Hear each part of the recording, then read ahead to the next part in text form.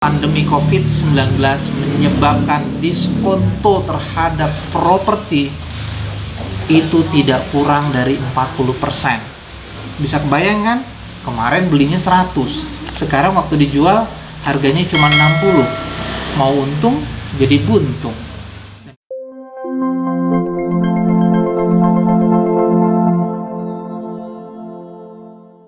Selamat sore sahabat semua. Semangat pagi, salam satu pintu solusi consulting. Kembali dengan Rian Nasution, Managing Director satu pintu solusi consulting. Sore ini kita mau ngobrol-ngobrol tentang konsep agrarian law, hukum pertanahan. Banyak sekali yang saat ini pemahamannya justru menjadi sangat bias. Tapi yang pasti yang menarik kenapa ini menjadi sesuatu yang perlu difahami saat ini, konsep pandemi COVID-19 menyebabkan diskonto terhadap properti itu tidak kurang dari 40%. Bisa kebayangkan? Kemarin belinya 100, sekarang waktu dijual harganya cuma 60. Mau untung jadi buntung, dan itu sudah nggak menarik lagi. Belum lagi banyak perkara tentang hal-hal yang berhubungan dengan agrarian, tentang pertanahan. Yuk kita sharing sedikit. Kita lihat balik ke tahun 1960. Ada Undang-Undang Nomor 5 tahun 1960. Ini cerita tentang pertanahan. Tahun 1960, Rian aja belum lahir. Bisa dibayangkan masa kolonial. Kita semua masanya sudah milenial. Nah, pada masa kolonial, teman-teman itu sudah menciptakan catatan land reforms. Tanah-tanah itu dicatat, dikasih batas, dimasukkan dalam buku register atau buku pencatatan sehingga jelas siapa pemiliknya. Tahun 1960. Kemarin 2 periode Presiden Joko Widodo, dia bilang apa? Ayo kita mulai sertifikatkan tanah. Kita mulai tertib administrasikan bidang-bidang tanah yang belum masuk dalam register atau buku catatan. Dulu namanya apa? Di bawah Departemen Luar Negeri Agraria. Kalau sekarang kita tidak lagi di bawah Departemen Dalam Negeri, tapi kita sudah bicara di bawah BPN, Badan Pertanahan Nasional. Kementeriannya juga sendiri. Ingat ya, lihat ini shifting paradigm dari yang namanya kolonial menuju milenial. Yuk, dari situ kita mulai pengen tahu nih, apa sih yang dimaksud kepemilikan terhadap bidang tanah? Oh, ternyata di dalam undang-undang itu disampaikan, ini ada 2 loh ceritanya. Yang satu namanya hak milik, yang satu namanya hak sewa. Orang bule bilang apa? Ini yang namanya freehold, ini yang namanya leasehold. Nah, yang freehold di Indonesia disebut sertifikat hak milik. Yang leasehold atau sewa biasanya ada hak guna bangunan, hak pakai, hak kelola, bahkan sampai hari ini ada rumah ditumpuk rumah, namanya strata title. Itu ceritanya. Keren kan? Ternyata Indonesia luar biasa. NKRI nomor 1. Darah kita masih merah, tulang kita masih putih. FIFA merah putih. Yuk balik lagi. Nah, sekarang kita mau tahu, banyak orang yang bilang katanya susah ya untuk transaksi bidang tanah. Kita pahami sedikit, kapan bidang tanah itu bisa beralih haknya. Hanya 3 hal yang menyebabkan peralihan hak: jual beli, waris, dan hibah. Jadi kalau tidak karena ini, tidak mungkin ada peralihan hak.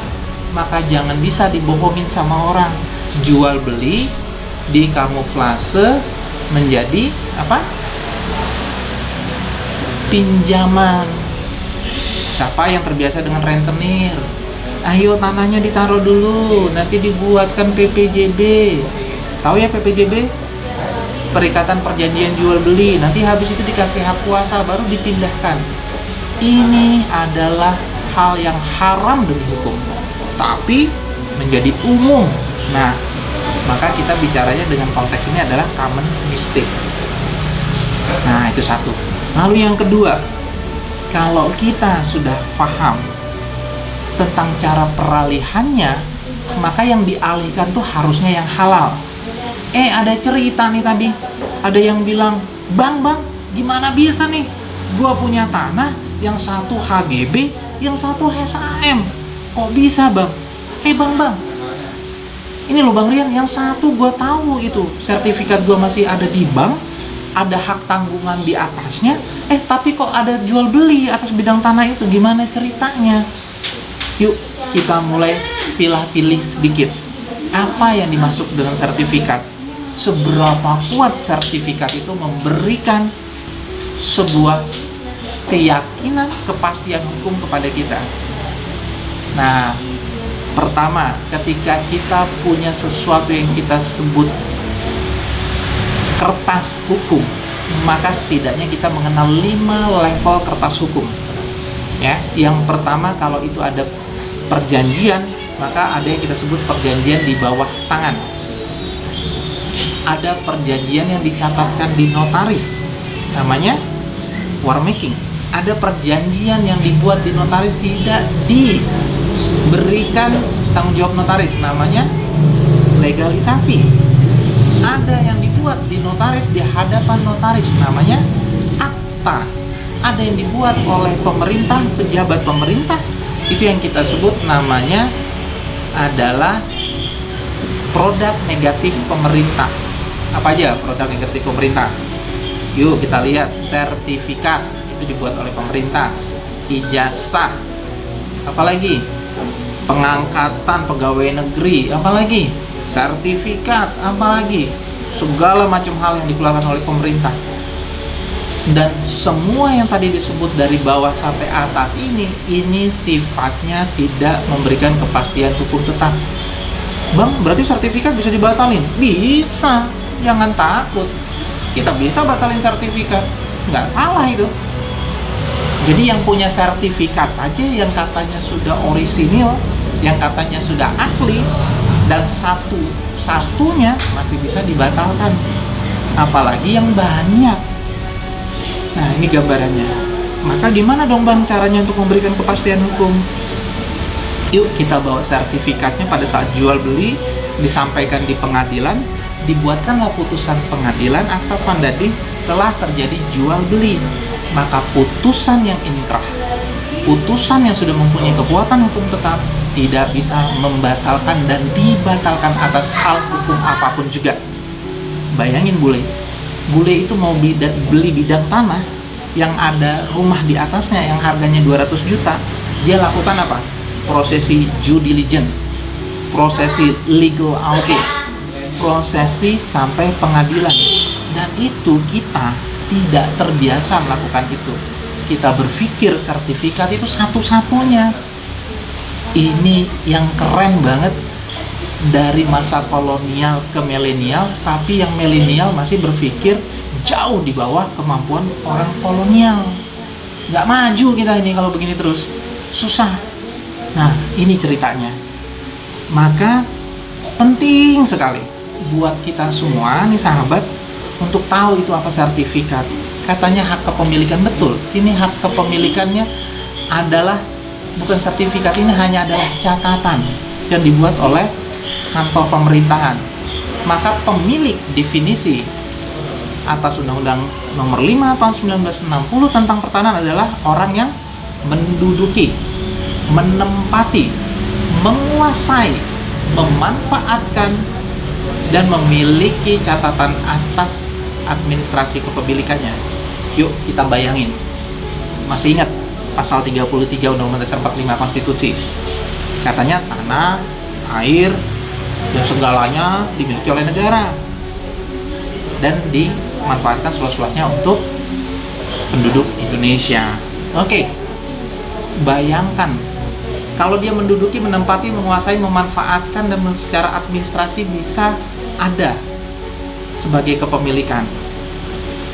Nah, abang punya temen nih, bang, gua ini orang kaya bang.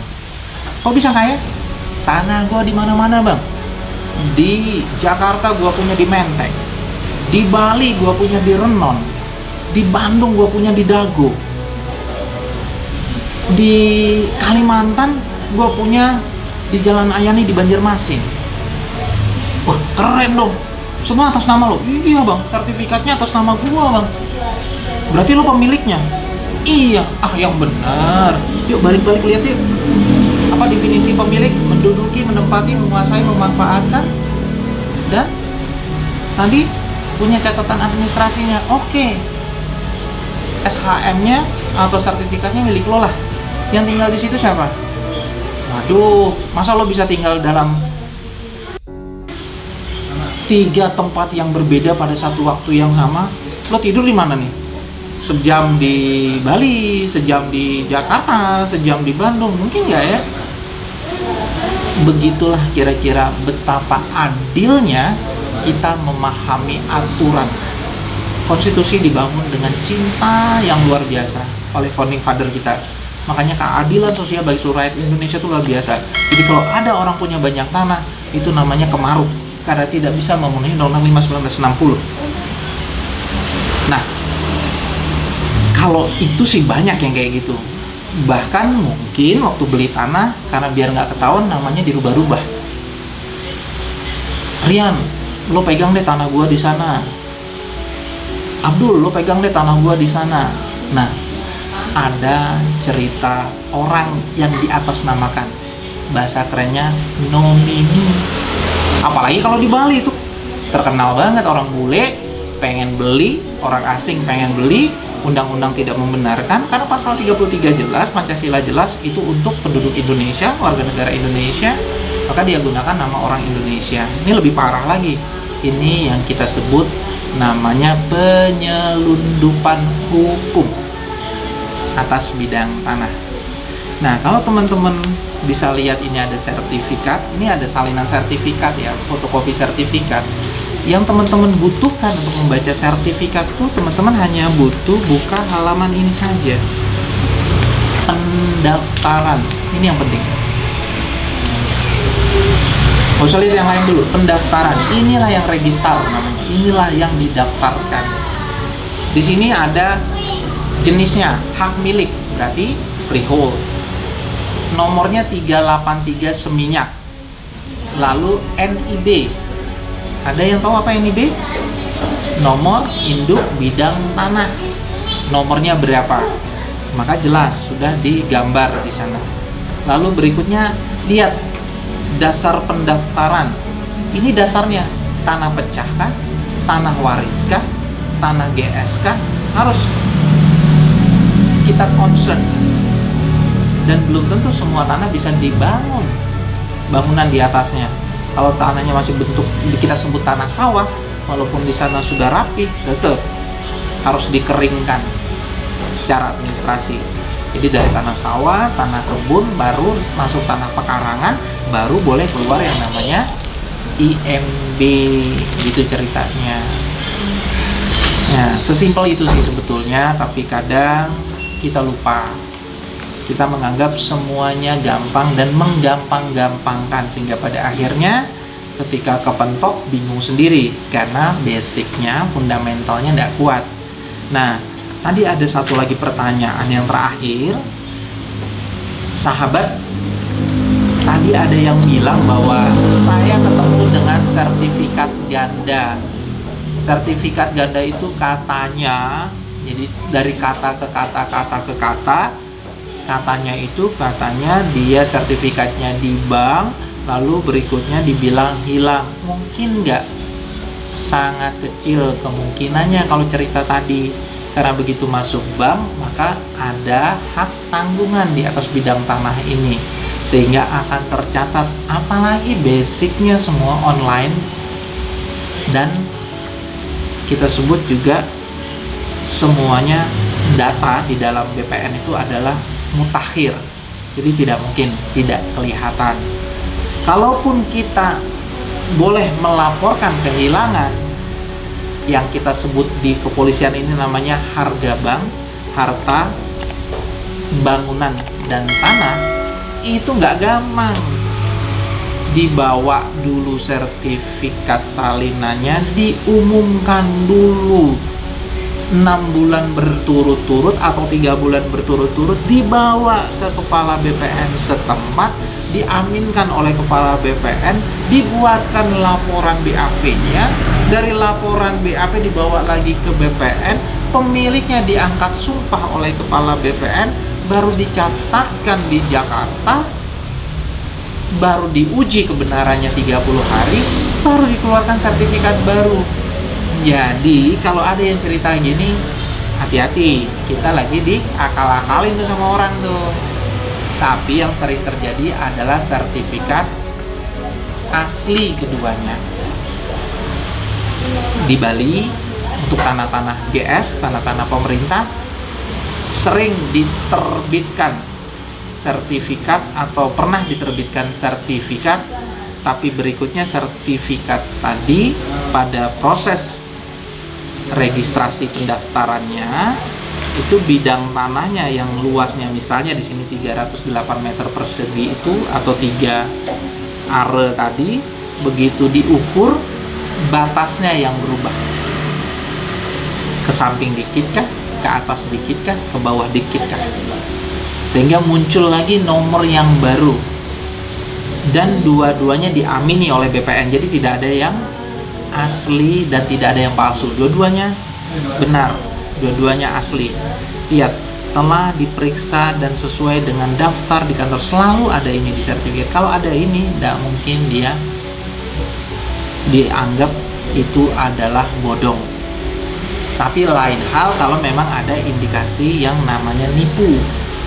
Jadi sertifikatnya dibawa, diprint ulang, dipercetakan, dan itu seperti seolah-olah sama, padahal itu bukan sertifikatnya. Itu banyak. Kalau di Jakarta silakan main ke Senen. Itu ijazah apa segala macam bisa dibuat di sana. Simpel. Percetakan negara, oke. Gitu. Nah, yang seperti tadi itu sudah tidak usum lagi, sudah tidak musim lagi, sudah bukan itu lagi yang kita bicarakan. Tapi yang sekarang yang perlu kita wanti-wanti adalah tadi pendaftaran ulang yang salah.